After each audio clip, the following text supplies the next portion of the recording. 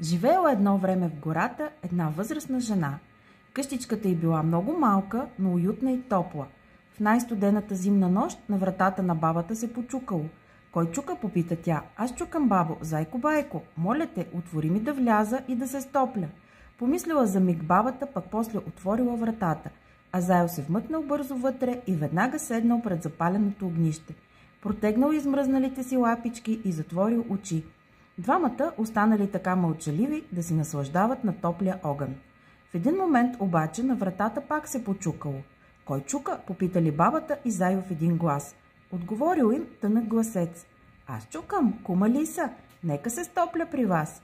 Бабата и Зайко се спогледали, но после отворили вратата и кума Лиса се вмъкнала край тях в топлата къщичка.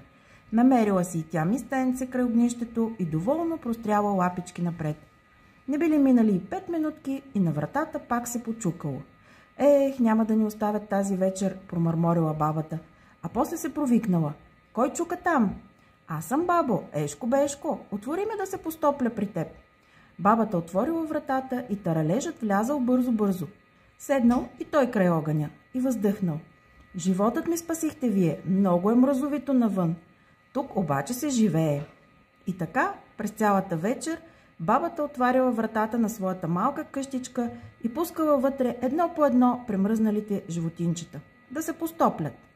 На сутринта слънцето огряло прозореца и всички излезли на полянката да се поразтъпчат. Протегнали се, поусмихнали се и после всеки тръгнал по своя път да си върши работата. Останала само бабата. Влязла тя от дома, подредила, сготвила супичка и седнала да си почине. Била доволна, че могла да помогне на животните от гората.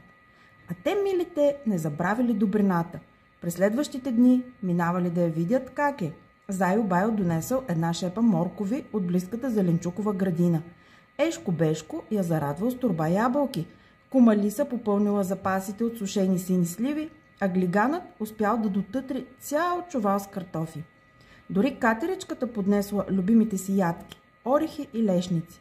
А бабата била наистина много щастлива. Хем имало с кого да си каже две приказки, хем тенджерката не оставала празна. Винаги имало какво да къкри в нея благодарение на животните от гората. И това, разбира се, било нормално, защото когато правиш добрини, винаги ти се случва нещо хубаво, нали?